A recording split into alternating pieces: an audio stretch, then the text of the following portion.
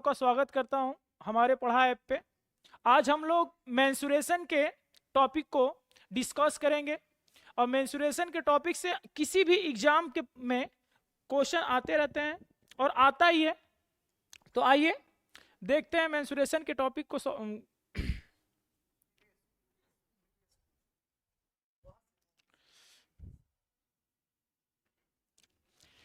तो मेंसुरेशन में हम लोग देखेंगे 2D और 3D पढ़ेंगे। मेंसुरेशन में 2D और 3D टॉपिक पढ़ेंगे। तो आज हम लोग डिस्कस करेंगे 2D के बारे में। 2D जो होता है, 2D ऐसा होता है जिसमें दो द्विविमीय आकृति होती है, जिसमें भुजाओं की संख्या कितनी होती है, इसको कहा जाता है द्विविमीय। द्विविमीय आकृति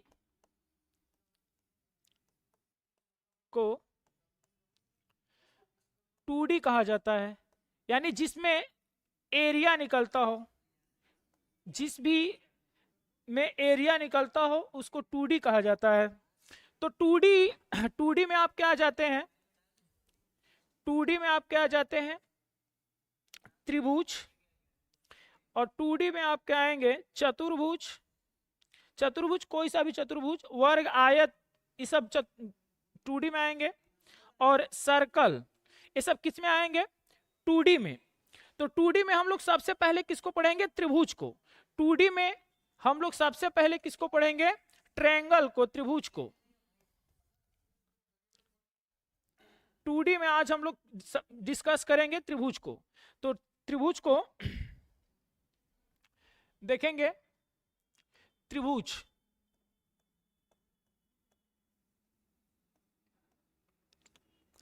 त्रिभुज कितने टाइप्स के होते हैं ये हम लोग जानेंगे।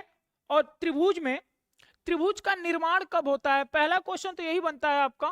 पहला क्वेश्चन बनता है कि त्रिभुज का निर्माण कैसे होता है, कितने भुजाएं दिए रहेंगे तो त्रिभुज का निर्माण होगा। जैसे मान लीजिए कोई दे दिया 3 सेंटीमीटर,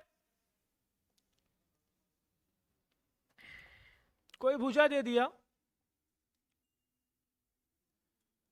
3 सेंटीमीटर, 4 सेंटीमीटर, 5 सेंटीमीटर, तो इससे त्रिभुज का निर्माण होगा या नहीं होगा।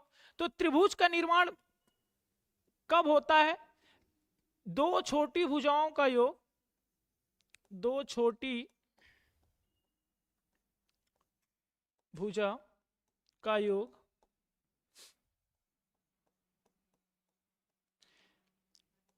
तीसरी बड़ी भुजा से बड़ी होनी चाहिए। पहला कंसेप्ट तो ये हो गया आपका। दूसरा,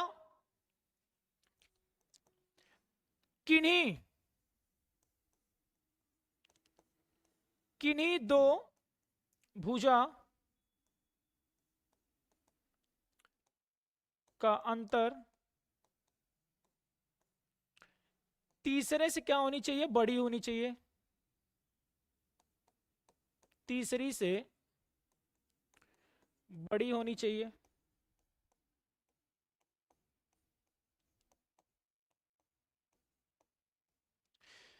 देखिए त्रिभुज का निर्माण कब होगा, जब दो छोटी भुजाओं का योगफल तीसरी बड़ी भुजा से बड़ा होना चाहिए। अगर मान लीजिए त्रिभुज का ए है, बी है और सी कोई भुजा दिया हो, तो इसमें से अगर मान लीजिए ए, सी सबसे बड़ी भुजा है, सी सबसे क्या है, बड़ी भुजा है, तो इसका त्रिभुज का निर्माण कैसे बनेगा, जब ए प्लस बी बड़ा होगा किससे, सी से। जब a प्लस बी का मान किससे बड़ा होगा, तीसरी बड़ी भुजा से बड़ी होगी, तो वो त्रिभुज का निर्माण होगा, अन्यथा नहीं होगा। या फिर क्या हम लोग चेक कर सकते हैं, किन्हीं दो भुजाओं का अंतर तीसरी बड़ी भुजा से क्या होना चाहिए, बड़ी होना चाहिए। किन्हीं दो भुजाओं का अंतर तीसरी भुजा से क्या होना चाहिए, बड़ी होना चाहिए। जैसे मान लीजिए a माइनस बी का अंतर जो है इससे क्या होना चाहिए, बड़ा होना चाहिए। सॉरी, किन्हीं दो भुजाओं का अंतर तीसरी बड़ी भुजा से छोटी होना चाहिए। सॉरी,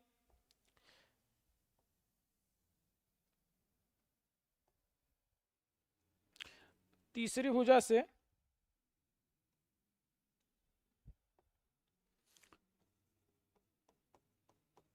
छोटी होना चाहिए।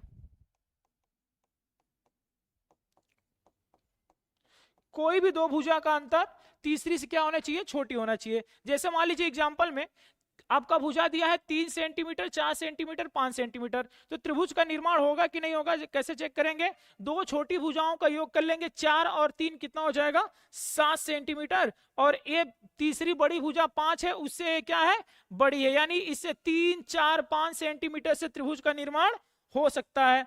या फिर देख लेंगे कि किन्हीं दो भुजाओं का अंतर तीसरी से क्या होना चाहिए, छोटी होना चाहिए। तो 3 और 4 का अंतर अगर हम लोग करते हैं तो अंतर आएगा 1, और 5 से क्या है, छोटी है, तो ये भी त्रिभुज का निर्माण बनेगा। तो त्रिभुज का निर्माण कब होता है, जब दो छोटी भुजाओं का योग तीसरी भुजा से क्या होना चाहिए, बड़ी हो, या किन्हीं दो भुजाओं का अंतर तीसरी से क्या होनी चाहिए, छोटी होना चाहिए। तो इस प्रकार त्रिभुज का निर्माण होगा। आगे देखते हैं, त्रिभुज कितने प्रकार के होते हैं? तो त्रिभुज जो होते हैं दो प्रकार के होते हैं, एक कोण के आधार पे होता है, एक होता है भुजा के आधार पे। तो कोण के आधार पे होता है न्यून कोण त्रिभुज, न्यून कोण त्रिभुज, अधिक कोण त्रिभुज, अधिक कोण त्रिभुज, न्यून कोण त्रिभुज, अधिक कोण त्रिभुज, समकोण त्रिभुज, समकोण त्रिभुज। यानी कोणों के आधार पे कितने प्रकार के त्रिभुज होते हैं, 3 प्रकार के, न्यून कोण त्रिभुज, अधिक कोण त्रिभुज, समकोण त्रिभुज। न्यून कोण का मतलब होता है थीटा की वैल्यू 90 से क्या होनी चाहिए, छोटी होनी चाहिए। थीटा की वैल्यू, एक कोण का मान 90 से क्या हो, छोटा हो, एक कोण का मान 90 से क्या हो, छोटा। अधिक कोण के लिए थीटा की वैल्यू 90 से बड़ी होनी चाहिए, 90 से बड़ी होनी चाहिए, और 180 से क्या होनी चाहिए, छोटी होनी चाहिए, तो अधिक कोण त्रिभुज बनेगा।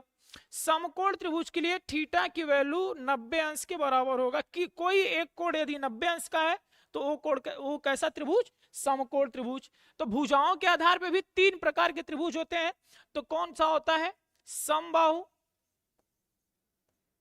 समबाहु, विषमबाहु, और एक समद्विबाहु होता है, समद्विबाहु। इसको पहले कर लेते हैं, पहले विषमबाहु को लिख लेते हैं, विषमबाहु,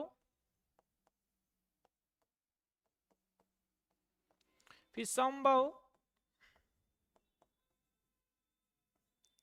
विषमबाहु त्रिभुज में सभी भुजाएं, कोई भी भुजा इक्वल नहीं होती है, जैसे A not equal to B not equal to C, एक कोई भी भुजा आपस में बराबर नहीं होगा, कोई भी भुजा बराबर नहीं होती, उसको कहते हैं विषमबाहु त्रिभुज। समबाहु में सभी भुजाएं क्या होती हैं, इक्वल होती हैं। यदि अगर एक भुजा A है तो दूसरी भुजा A होगी, तीसरी भी भुजा कैसी होगी, A होगी आपकी। समद्विबाहु में कोई दो भुजा बराबर होगा, कोई दो भुजा बराबर होगा, यानी कि A अगर एक भुजा है तो दूसरा ए हो सकता है, तीसरा कौन सी होगी, बी, तो ए हो जाएगा समद्विबाहु त्रिभुज। यानी कि हम लोगों ने देखा कि त्रिभुज कितने प्रकार का होता है, कोण के आधार पे एक होता है और एक होता है भुजा के आधार पे। तो कोणों के आधार पे न्यून कोण त्रिभुज, अधिक कोण त्रिभुज, समकोण त्रिभुज। तो न्यून कोण का पता कैसे करेंगे, जो थीटा की वैल्यू किसी एक कोण का मान 90 से क्या हो, छोटा हो, तो वो कैसा त्रिभुज, न्यून कोण त्रिभुज। अधिक कोण त्रिभुज का होता है 90 से छोटा हो लेकिन 180 से क्या होना चाहिए, बड़ी होना चाहिए। समकोण त्रिभुज कोई एक कोण 90 अंश का हो तो वो कैसा त्रिभुज, समकोण त्रिभुज। और भुजा के आधार पे भी 2-3 प्रकार के होते हैं, एक होता है विषमबाहु त्रिभुज, समबाहु त्रिभुज और समद्विबाहु त्रिभुज। विषमबाहु त्रिभुज में कोई भी भुजा बराबर आपस में नहीं होती है, और समबाहु में तीनों भुजाएं आपस में क्या होती है, बराबर होती है। समद्विबाहु में कोई दो भुजा बराबर होगी और तीसरी भुजा के बराबर नहीं होगी।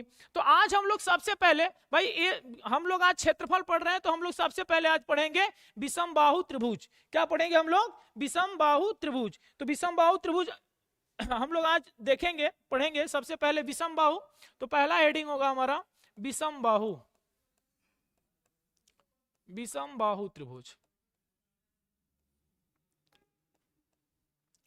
विषम बाहु में कोई भी भुजा आपस में बराबर नहीं होती है, कोई भी भुजा बराबर आपस में नहीं होती है। तो एक विषम बाहु त्रिभुज बना लेंगे हम लोग। अगर ए है, ए बी है, ए सी है, एक विषम बाहु त्रिभुज है, ए सी ए है, बी है और सी है। तो ए के सामने वाली भुजा स्मॉल ए कहलाएगी, बी के सामने वाली भुजा स्मॉल बी कहलाएगी, सी के सामने वाली भुजा स्मॉल सी कहलाएगी। ठीक है, तो ए के सामने वाली भुजा स्मॉल है, बी के सामने वाली भुजा स्मॉल बी, सी के सामने वाली भुजा स्मॉल सी। तो इसका एरिया जो होता है, इसमें आपको पूछेगा परिमाप, परिमाप। तो इसका परिमाप होता है, देखिए कोई किसी भी त्रिभुज हो, वर्ग हो या आयत हो, उसका परिमाप निकालने के लिए ना हम लोग सभी भुजाओं का योग कर लेंगे। परिमाप बराबर आप लिख लीजिए सभी भुजा का योग, सभी भुजाओं का योग ही क्या कहलाता है, आपका परिमाप कहलाता है। तो इसमें भुजाएं कितना है, ए दिया है, बी दिया है, सी, तो इसका परिमाप यहां से कितना हो जाएगा, ए प्लस बी प्लस सी। यानी कि विषम बाहु त्रिभुज का परिमाप कितना हो जाएगा, ए प्लस बी प्लस सी। इसी प्रकार से एरिया देखेंगे, इसका एरिया कितना होगा, क्षेत्रफल। क्षेत्रफल के लिए एक हीरोज फार्मूला होता है, हीरोज फार्मूला होता है, एक हीरोज का फार्मूला होता है। हीरोज फार्मूला क्या है, होता है देख लीजिए। हीरोज फार्मूला एरिया बराबर होता है अंडर रूट में S S minus A S minus B S minus C. एक हीरोज का फार्मूला होता है एरिया निकालने के लिए, और इसको इनवर्स फार्मूला भी बोलते हैं। इससे किसी भी त्रिभुज का क्षेत्रफल आप निकाल सकते हैं। तो त्रिभुज का क्षेत्रफल निकालने के लिए इसको इनवर्स फार्मूला भी बोला जाता है, क्योंकि इससे किसी भी त्रिभुज का फार्मूला सॉरी क्षेत्रफल निकल सकता है। फार्मूला क्या होता है, S S minus A S minus B S minus C. तो यहाँ पे यस क्या होता है भाई, यस होता है जो परिमाप का आधा होता है, यस जो होता है परिमाप का आधा होता है। तो अर्ध परिमाप उसको कहते हैं, यस का मतलब होता है अर्ध परिमाप, इसको कहते हैं अर्ध परिमाप। यस का मतलब होता है अर्ध परिमाप, यस का मतलब होता है अर्ध परिमाप। यानी ए प्लस बी प्लस सी का आधा ही क्या कहलाता है, अर्ध परिमाप। और ये फार्मूला हो गया हीरोज का फार्मूला, देख लीजिएगा फार्मूला हो जाएगा S S minus A S minus B S minus C. और परिमाप परिमाप क्या होता है, सभी भुजाओं का योग। सभी भुजाओं का योग कितना हो जाएगा, ए प्लस बी प्लस सी। तो यहां से हम लोग ने देखा कि विषम बाहु त्रिभुज का परिमाप कैसे निकाला जाता है और उसका एरिया कैसे निकाला जाता है। आगे देखते हैं इसके बारे में और पढ़ते हैं हम लोग।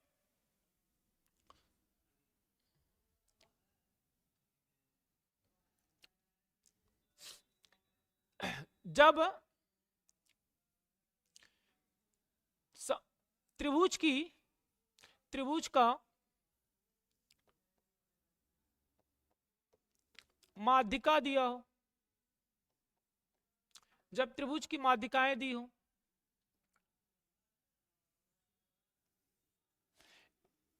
ए बी सी, ए के सामने वाली भुजा स्मॉल है, बी के सामने वाली भुजा स्मॉल बी, सी के सामने वाली भुजा स्मॉल सी। तो माध्यिका देखिए, माध्यिका यही होती है,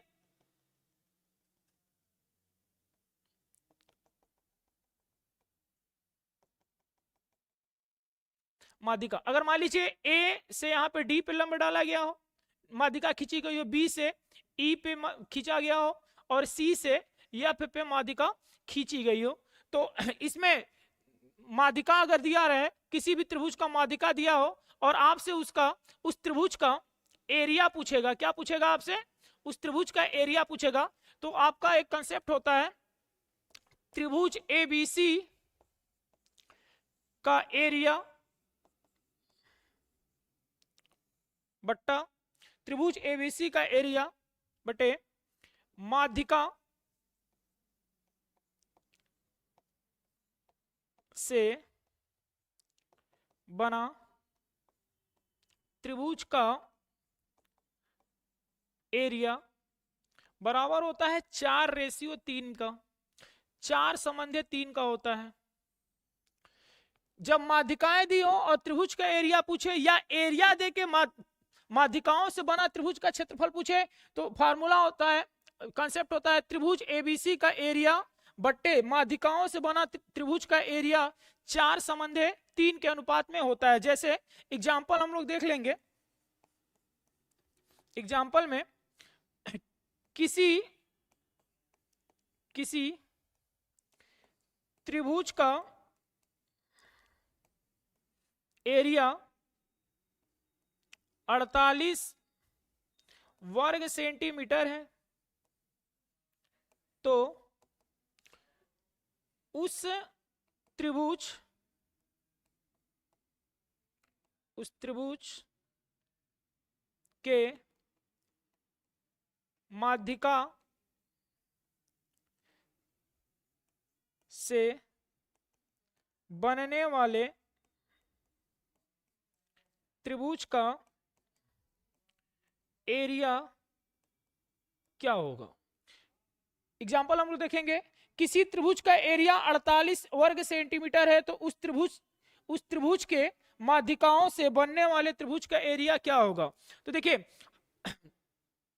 त्रिभुज एबीसी का एरिया आप अभी हम लोग ने देखा, त्रिभुज एबीसी का एरिया बट्टा त्रिभुज के एरिया बटे माध्यिकाओं से बना, माध्यिका से बना त्रिभुज का एरिया बराबर होता है 4:3 का।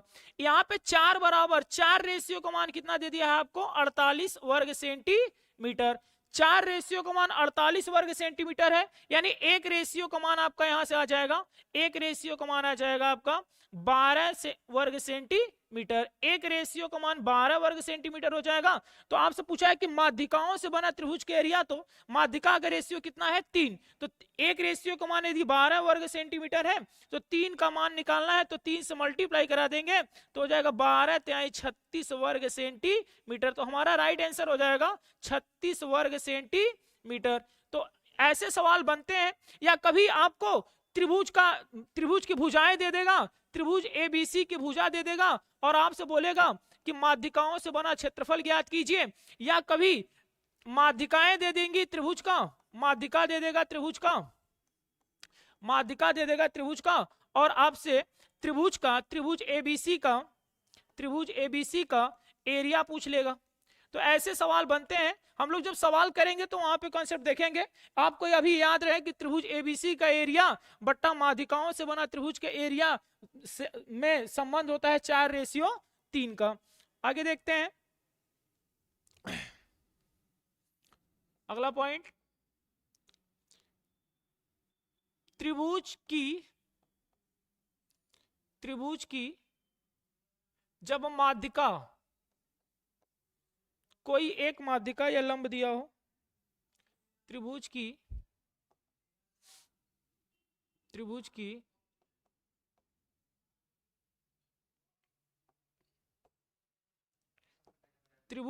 ऊंचाई दिया हो या लंबाई कह सकते हैं आप, ऊंचाई या लंबाई या माध्यिका सब एक ही होता है, दिया हो तो एरिया कैसे देखेंगे, एरिया कैसे निकालेंगे। ये त्रिभुज है आपका, ये त्रिभुज है ए बी सी। ए के सामने वाली भुजा ए कहलाएगी, बी के सामने वाली भुजा बी कहलाती है, सी के सामने वाली भुजा सी कहलाती है। तो अगर मान लीजिए यहां से लंब डाल दिया गया तो इसको बराबर बराबर भागों में बांट देता है। और अगर मान लीजिए ऊंचाई h दे दिया तो इसका एरिया कैसे निकालेंगे। जब क्या दिया हो, ऊंचाई या लंबाई दिया हो या माध्यिकाएं दिया हो तो एरिया होता है, त्रिभुज का एरिया हो जाता है 1/2 आधार जिस पे टिका है भाई, आधार इंटू संगत ऊंचाई, आधार इंटू संगत ऊंचाई। देखिए आप लोग पढ़े होंगे कि आधार इंटू ऊंचाई होता है, लेकिन संगत ऊंचाई इस वजह से कह रहे हैं कि अगर मान लीजिए इस वाले लाइन पे ए लंब खींचा गया तो इसको आधार मानेंगे तो ऊंचाई ये लेंगे। अगर सपोज दैट मान लीजिए ये त्रिभुज है, 3 त्रिभुज है, अगर यहाँ पे ए है और ये बी है और ये सी है और यहाँ पे ऐसे लंब डाला गया हो तो वहां पे आधार AC को लेंगे और ऊंचाई जो यहाँ पे अगर डी मान लीजिए डाला गया तो BD को ऊंचाई लेंगे। किसको लेंगे? BD को, और 2 से डिवाइड कर देंगे, एरिया निकल जाएगा। तो इसी वजह से हमने कहा कि आधार इंटू संगत ऊंचाई होता है। अगर सपोज दैट अगर ये आधार है उस पर जो लंबाई होगी वही होगा आपका संगत ऊंचाई। तो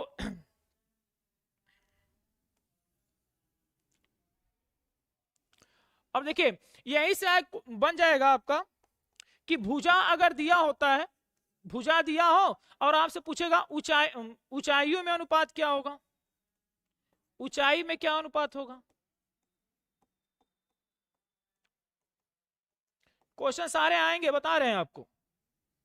अगर किसी त्रिभुज का भुजा दिया हो और ऊंचाइयों में क्या अनुपात होगा, तो इसी कंसेप्ट को लेंगे और समझेंगे पहले हम लोग। अगर त्रिभुज है ए है, ए बी है, ए सी है और यहां से ऐसे लंब डाला गया, मान लीजिए इसकी H1 मान है, ठीक है, तो एक किस पे डाला गया है लंब, अगर मान लीजिए BC पे, तो एरिया क्या हो जाएगा इसका 1/2, आधार आपका BC है और ऊंचाई कितना हो जाएगा H1 कर लेंगे, ए इस त्रिभुज का एरिया निकल जाएगा।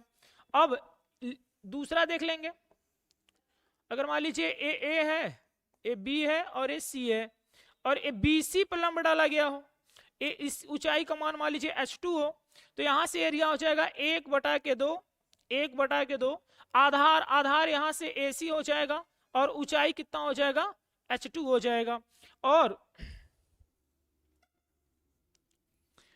ए है, बी है, सी है और सी से लंब डाला गया हो AB पे, तो क्षेत्रफल क्या होगा उसका 1/2, आधार हो जाएगा AB और ऊंचाई अगर मान लीजिए H3 है तो ऊंचाई कितना हो जाएगा H3। देखिए एक ही त्रिभुज के 3 जगह एरिया बराबर है, इसी वजह से हम लोग इनको सभी को बराबर कर देंगे। तो 1/2 BC इंटू H1 हो जाएगा, बराबर हो जाएगा 1/2 AC इंटू H2 हो जाएगा,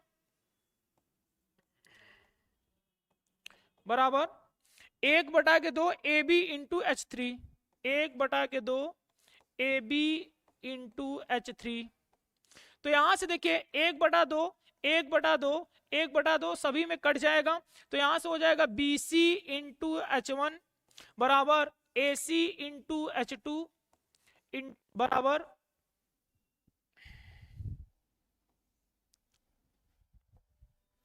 बराबर में आपका आ जाएगा AB into H3।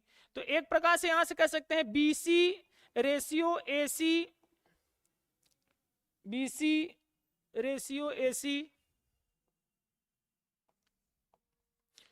Ratio by AB होगा 1/H1, 1/H2 और 1/H3। तो जो भुजाओं का अनुपात होता है ऊंचाइयों के अनुपात से क्या होता है व्युत्क्रमानुपाती। एक आप कह सकते हैं भुजा का जो रेशियो होगा ऊंचाई के 1/, भुजा का जो अनुपात होगा ऊंचाइयों के व्युत्क्रमानुपाती होता है। तो यहां से हम लोगों ने देखा कि ऊंचाई जब दिया हो तो क्षेत्रफल कैसे निकालेंगे 1/2 आधार इंटू संगत ऊंचाई निकाल लेंगे।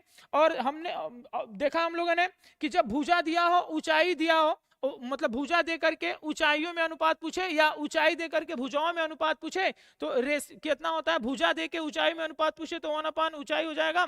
अगर ऊंचाई दे करके भुजा का पूछे तो 1/, मतलब भुजा और ऊंचाई का जो रेशियो होता है एक दूसरे के व्युत्क्रमानुपाती होता है। आगे देखेंगे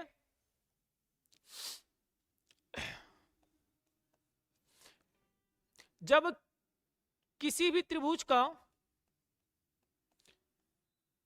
किसी भी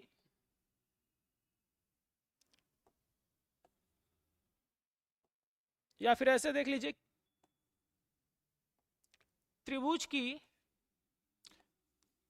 का कोण ज्ञात हो, आपको कोण दिया हो तो त्रिभुज बनाएंगे पहले, ये ए है, बी है, सी है।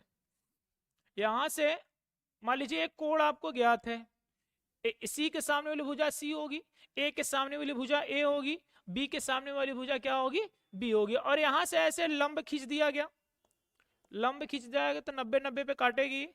जब लंब कोण समद्विभाजक भी होता है, यानी इसको बराबर भागों में क्या करेगी, बांट भी देगी, a/2 हो जाएगा, a/2 हो जाएगा। तो अगर हमारा इसका क्षेत्रफल पूछे, क्षेत्रफल के लिए क्या हो जाएगा, देखिए 90 अंश के सामने की भुजा क्या कहलाती है, कर्ण कहलाती है। 90 अंश के सामने की भुजा कर्ण कहलाती है, और ये आधार हो जाएगा 1/2। तो यहां पे अगर हम साइन थीटा लगा दें, साइन थीटा बराबर होता है लंब बटा कर्ण।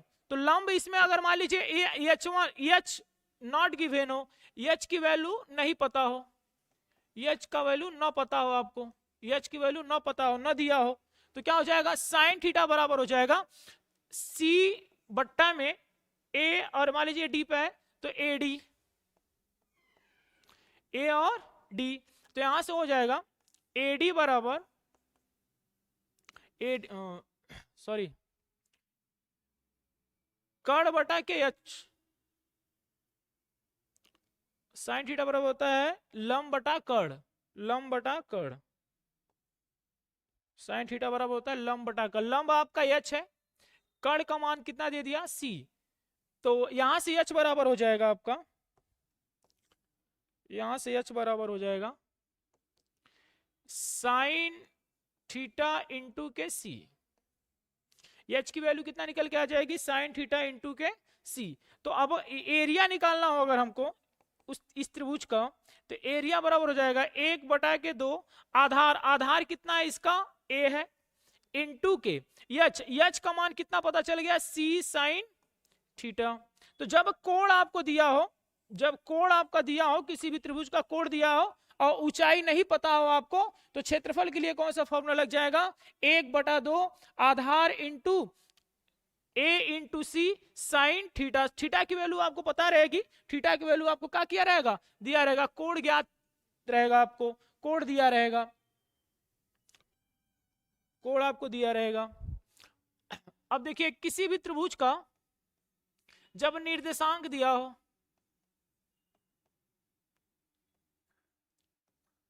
जब निर्देशांक दिया हो, किसी भी त्रिभुज का निर्देशांक दिया हो, किसी भी त्रिभुज का निर्देशांक ज्ञात हो,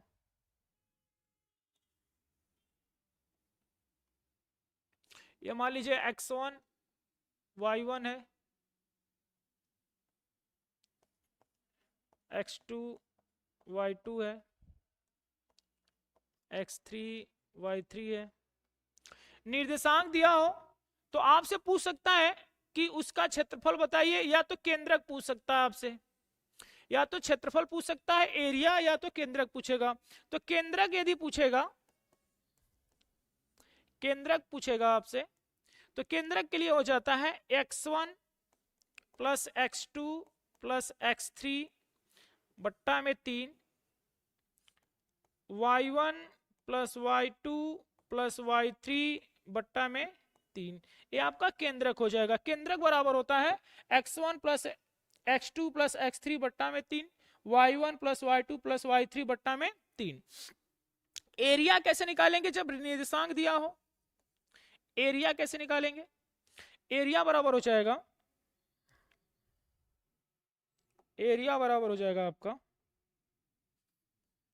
1/2 in bracket x1 y2 minus y3 plus x2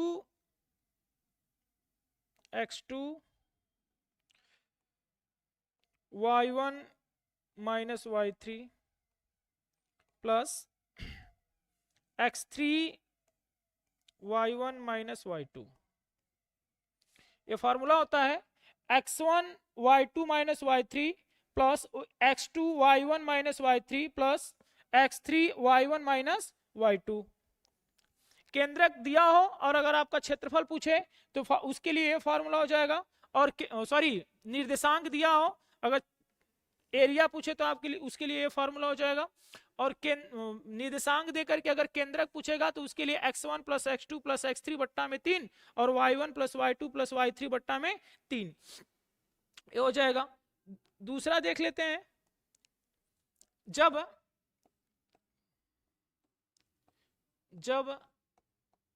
त्रिभुज का माध्यिका का निर्देशांक ज्ञात हो, त्रिभुज के माध्यिकाओं का निर्देशांक ज्ञात हो आपको, जैसे मान लीजिए कोई त्रिभुज है, इसका निर्देशांक P है, इसका निर्देशांक Q है, इसका निर्देशांक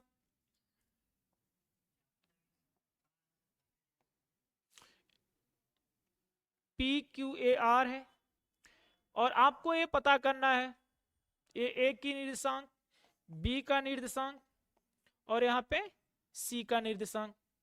अगर आप मतलब केंद्रक का निर्देशांक, सॉरी माध्यिकाओं का निर्देशांक दिया हो और आपको पूछे कि शीर्ष का निर्देशांक क्या होगा, तो कैसे पता करते हैं, देखिए A का निर्देशांक यदि आपको पता करना है, B का निर्देशांक और C का निर्देशांक। A का निर्देशांक पता करना है तो इन दोनों को जोड़ देंगे, इससे जो सटे वाले सतह होंगे, इससे जो सटे वाले सतह होंगे उनको जोड़ के उसके सामने वाला क्या करेंगे, घटा देंगे। मतलब जो बगल वाले पोर्शन है ए से जो सटे वाले हैं नजदीक वाले, उनको जोड़ेंगे और सामने वाला क्या कर देंगे, घटा देंगे। तो यहां से हो जाएगा P प्लस के Q माइनस के कितना हो जाएगा R, ए का निर्देशांक निकल जाएगा। उसी प्रकार से अगर बी का निर्देशांक पूछ रहा है तो आर और पी को जोड़ेंगे, सामने वाला घटा देंगे, तो आर प्लस के पी माइनस के क्यू कर देंगे। और इसी प्रकार से सी का निर्देशांक अगर आपसे पूछे, सी का निर्देशांक पूछे तो क्यू प्लस आर जोड़ देंगे, यानी आर प्लस के क्यू हो जाएगा, और उसके सामने वाले को क्या करेंगे, घटा देंगे। ए का निर्देशांक निकल जाएगा, बी का निर्देशांक और सी का निर्देशांक। तो एक एग्जांपल देख लेते हैं, इसी पे एग्जांपल देख लीजिए।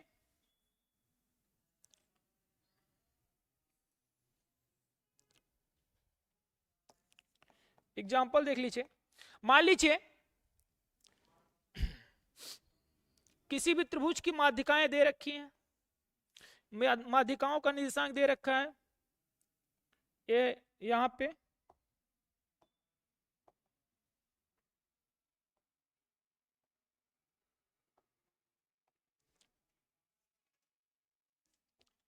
पांच, एक,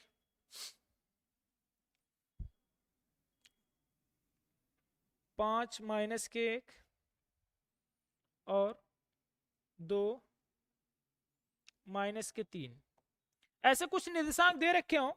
तो आपको अगर निकालना पड़े शीर्ष का निर्देशांक, शीर्ष का निर्देशांक निकालना पड़े तो हम लोग एक देख लेते हैं।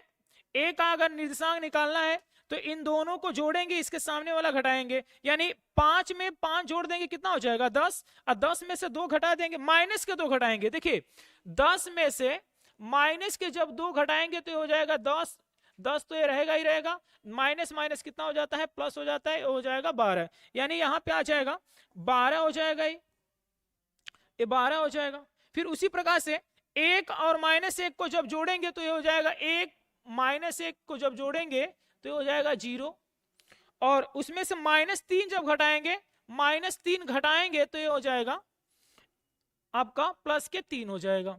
तो यहां ए का जो निर्देशांक आ गया 12 और 3 का निर्देशांक आ जाएगा।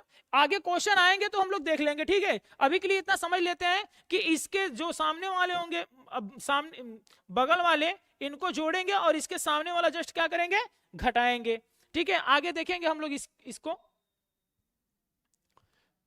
तो हमारा विषम बाहु त्रिभुज खत्म हो गया है, कॉन्सेप्ट देख लिए हम लोग। अब उसके सवाल को हम लोग करेंगे और उसके बाद हम लोग देखते हैं समबाहु त्रिभुज। समबाहु त्रिभुज, समबाहु त्रिभुज की प्रत्येक भुजाएं क्या होती हैं, बराबर होती हैं। पहला, समबाहु त्रिभुज का प्रत्येक भुजा क्या होगा आपका, बराबर होगा।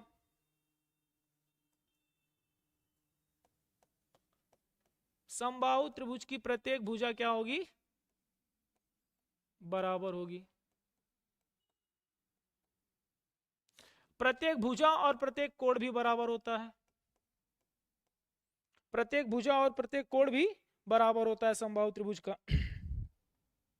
तो समबाहु त्रिभुज हम लोग देख लेते हैं।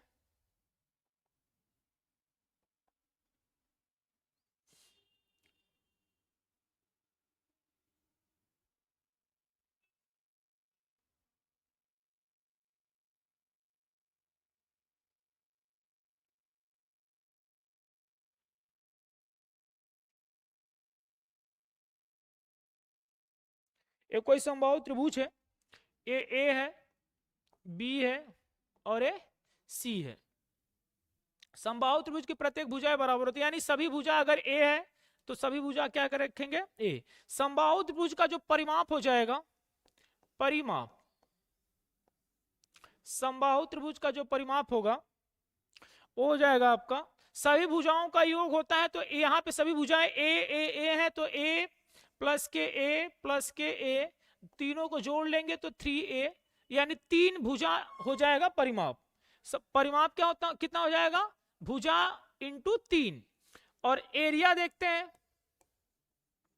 एरिया होता है आपका अंडर रूट में 3 बट्टा में 4 इंटू भुजा का स्क्वायर।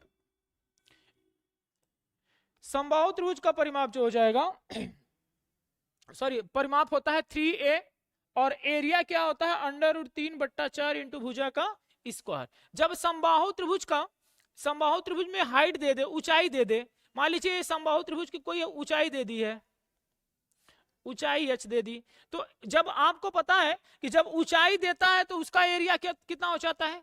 किसी भी त्रिभुज का जब एरिया पता हो और भुजा पता हो, सॉरी, जब ऊंचाई पता हो आपको और भुजा पता हो तो उसके लिए एरिया कितना हो जाता है? 1/2 आधार। आधार यहाँ पे आपका, आधार यहाँ पे ए है, आधार यहाँ पे कितना है भाई? ए है, और ऊंचाई कितना है? h। तो उसके लिए ये फॉर्मूला हो जाएगा, जब ऊंचाई दिया रहेगा तो एरिया बराबर 1/2 आधार इंटू ऊंचाई हो जाएगा। तो अब देखिए, ए समबाहु त्रिभुज है, उसका एरिया यहाँ पे अंडर रूट 3/4 इंटू भुजा का स्क्वायर है, और जब ऊंचाई दिया हो तो एरिया बराबर 1/2 आधार इंटू ऊंचाई है, तो दोनों आपस में बराबर होगी। भाई यहाँ भी एरिया बराबर है, यहाँ भी एरिया बराबर है, तो कितना हो जाएगा? ये दोनों बराबर अगर रख लें तो अंडर रूट 3/4 भुजा कितना है? ए का स्क्वायर बराबर हो जाएगा 1/2 आधार इंटू ऊंचाई। तो ए से एक खत्म हो जाएगा, 2 से जब काटेंगे तो हम 2 को काटेंगे 4 को, तो 2 बार में खत्म हो जाएगा। यहां से h बराबर आपका पता चल गया अंडर रूट में 3/2 इंटू के भुजा यानी ए, यानी एक फार्मूला निकल के आ गया, h बराबर अंडर रूट 3/2 भुजा। यहां से अगर a की मान भुजा बराबर पूछा जाए तो a बराबर, अगर आपसे पूछा जाए a बराबर पूछा जाए तो a बराबर आपका हो जाएगा 2, यहां मल्टीप्लाई हो जाएगा तो 2h/3। तो भुजा, अगर ऊंचाई देकर के भुजा पूछेगा तो 2a/√3 लगा देंगे। यदि ऊंचाई दिया हो, सॉरी भुजा दिया हो, ऊंचाई पूछेगा तो अंडर रूट 3/2 इंटू भुजा कर देंगे। तो ये आपका ऊंचाई और भुजाओं में संबंध पता चल गया, ऊंचाई और भुजाओं में संबंध पता चल गया। और एक बात और हम लोग देखते हैं,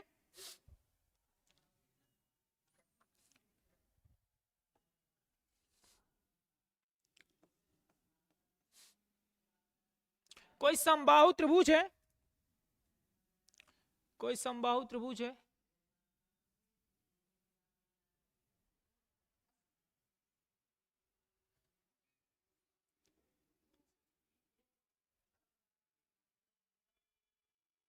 कोई समबाहु त्रिभुज है एबीसी और इस पे लंब है, तो लंब भाई एक दूसरे को समद्विभाजित करता है, बराबर बराबर भागों में बांटता है। तो जब यहाँ पे सॉरी लंब है तो कोण समद्विभाजक भी होगा, ही कोण समद्विभाजक भी होगा। अगर ये मान लीजिए 60 अंश का है, भाई समबाहु त्रिभुज का प्रत्येक कोण कितने अंश का होता है? 60 अंश का।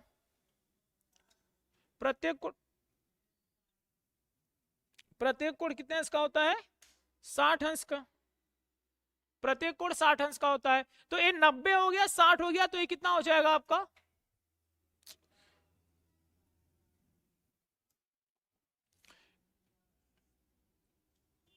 ये आपका 30 अंश हो जाएगा।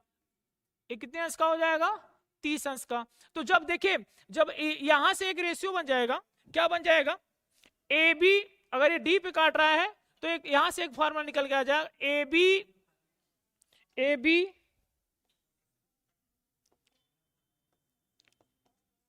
बट्टा में बी डी बराबर ए सी बट्टा में डी सी। इस पे भी इस बेस पे भी क्वेश्चन आते हैं आपके, तो इसको भी याद रखिएगा, क्योंकि इस पे भी क्वेश्चन बनता है कभी न कभी। और देखिए, एक समबाहु त्रिभुज में, समबाहु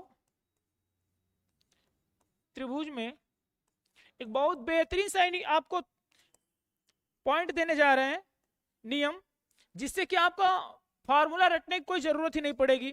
फार्मूला आप भूल जाओगे, इसके बाद आपको फार्मूला रटने की कोई जरूरत ही नहीं है।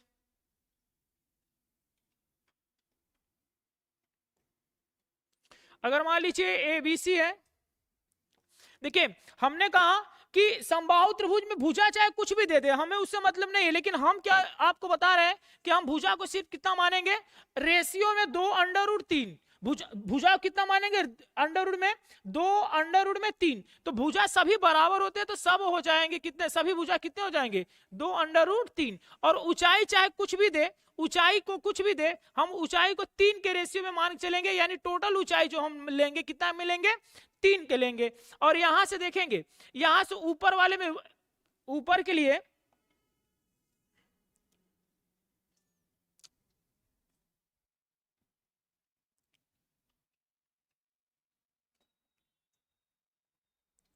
ऊपर के लिए रेशियो 1 लेंगे और नीचे के लिए रेशियो 2 लेंगे।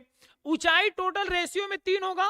और अंतःवृत्त पूछेगा, बोलेगा समबाहु त्रिभुज के अंदर जब वृत्त बनेगा, समबाहु त्रिभुज के अंदर जब वृत्त बनाएगा तो उसके लिए हम लोग रेशियो 1 लेंगे।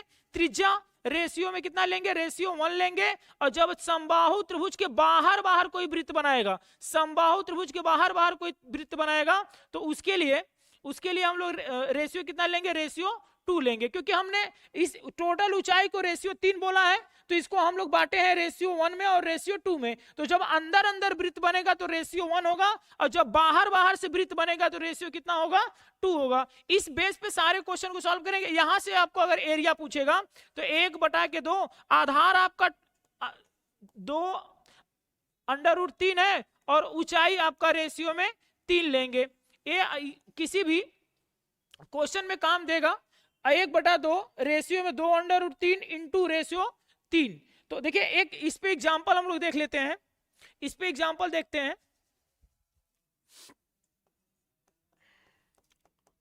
इस पे एग्जांपल देख लेते हैं। आपसे बोलेगा किसी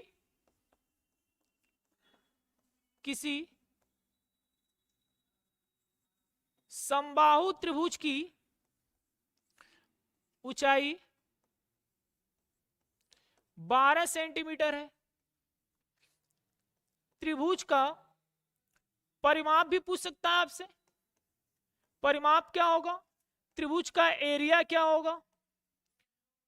त्रिभुज के अंतः वृत्त का त्रिज्या क्या होगा? त्रिभुज के अंतः वृत्त का त्रिज्या क्या होगा? त्रिभुज के बाह्य वृत्त का त्रिज्या क्या होगा? तो आपको ऊंचाई देकर के बहुत सारे परिमाप पूछ सकता है, एरिया पूछ सकता है, अंतः वृत्त की त्रिज्या पूछ सकता है, बाह्य वृत्त की त्रिज्या पूछ सकता है। तो देखिए, हमने बताया आपको कि भुजा चाहे कुछ भी दिया हो, हम लोग 2√3 ही मानेंगे, चाहे कुछ भी दिया हो। और ऊंचाई चाहे कुछ भी दिया होगा, हमको उसको कितना मानेंगे? रेशियो में 3 मानेंगे, तो यानी 3 रेशियो का मान कितना दे दिया आपका 12 सेंटीमीटर। तो एक रेशियो का मान अगर हम निकाल ले यहां से तो कितना सेंटीमीटर आ जाएगा 4 सेंटीमीटर आ जाएगा। जब एक रेशियो का मान 4 सेंटीमीटर है, जब एक रेशियो का मान 4 सेंटीमीटर है तो 2√3 का मान कितना हो जाएगा 8√3 सेंटीमीटर। यानी भुजा हमारा कितना पता चल गया 8√3 सेंटीमीटर। 4 से गुणा कराएंगे 4 दूना कितना हो जाएगा, एक रेशियो का मान 4 है तो 2√3 का मान कितना हो जाएगा 4 दूना के 8√3। यानी भुजा का मान पता चल गया 8√3। अगर एरिया क्या पूछा आपसे, परिमाप पूछेगा तो सभी भुजाओं क्या करेंगे जोड़ देंगे। तो इसमें अगर हम 3 से मल्टीप्लाई करा दें क्योंकि भुजा सभी इक्वल होंगे, तो अगर ए है तो ए प्लस 3 हो जाएगा। इसमें 8 में 8√3 में 3 से मल्टीप्लाई करा देंगे, परिमाप पता चल जाएगा आपका परिमाप। तो अब परिमाप कितना हो जाएगा 8 त्रिके 24√3 सेंटीमीटर। परिमाप हमेशा सेंटीमीटर में लिखा जाता है, तो परिमाप कितना हो जाएगा 24√3 सेंटीमीटर। और यदि आपसे एरिया पूछता है, एरिया पूछता है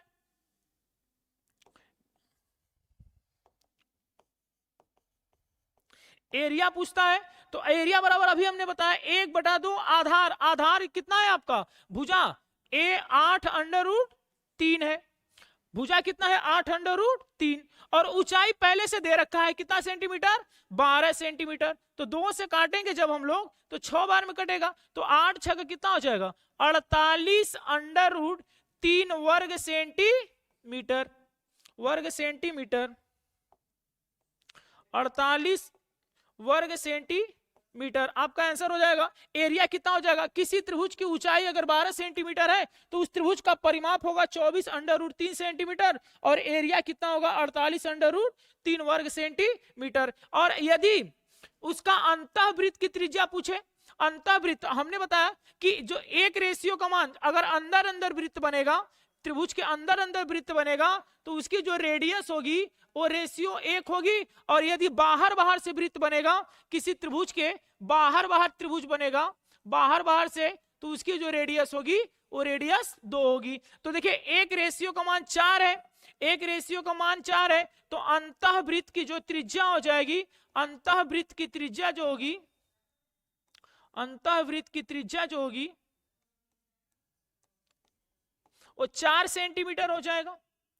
और बाह्य वृत्त की त्रिज्या जो होगी, बाह्य वृत्त की त्रिज्या, बाह्य वृत्त की त्रिज्या जो होगी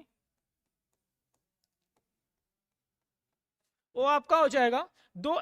बाह्य वृत्त की त्रिज्या के लिए हमने बताया कितना 2 रेशियो होता है, तो 1 रेशियो बराबर 4, तो 2 रेशियो बराबर कितना हो जाएगा 8 सेंटीमीटर। आपसे बहुत सारे एग्जाम में बार बार क्वेश्चन आता है कि बाह्य वृत्त और बाह्य वृत्त की त्रिज्या, बाह्य वृत्त की त्रिज्या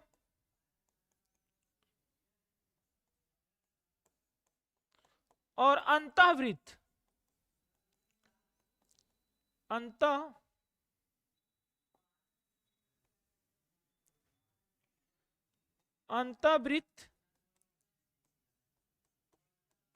अंतःवृत्त की त्रिज्या में क्या रेशियो होता है। बोलेगा बाह्य वृत्त की त्रिज्या और अंतःवृत्त की त्रिज्या में क्या रेशियो होगा, या बोलेगा अंतःवृत्त और बाह्य वृत्त की त्रिज्या में क्या रेशियो होगा। तो देखिए अंतःवृत्त और बाह्य वृत्त की त्रिज्याओं में अंतःवृत्त और बाह्य वृत्त हमेशा 1 संबंधी 2 के अनुपात में होते हैं। आपको चाहे क्वेश्चन कैसे हो घुमा दे, हमेशा आप याद रखिएगा कि अंतःवृत्त की त्रिज्या हमेशा संबंधी में 1 होती है और बाह्य वृत्त की त्रिज्या हमेशा कितना होती है रेशियो में 2 होती है। तो बाह्य वृत्त और अंतःवृत्त की त्रिज्या कितने के रेशियो में हो जाएंगे 2 संबंधी 1। बाह्य वृत्त और अंतःवृत्त की त्रिज्याओं में कितना का रेशियो हो जाएगा 2 संबंधी 1। तो आज यहीं पे हम सेशन को खत्म करते हैं। आज इतना ही हम लोग इसी जगह सेशन खत्म करते हैं। उम्मीद है कि आपको वीडियो अच्छा लगा होगा। अगर वीडियो अच्छा लगा हो तो लाइक शेयर सब्सक्राइब जरूर करिएगा। धन्यवाद।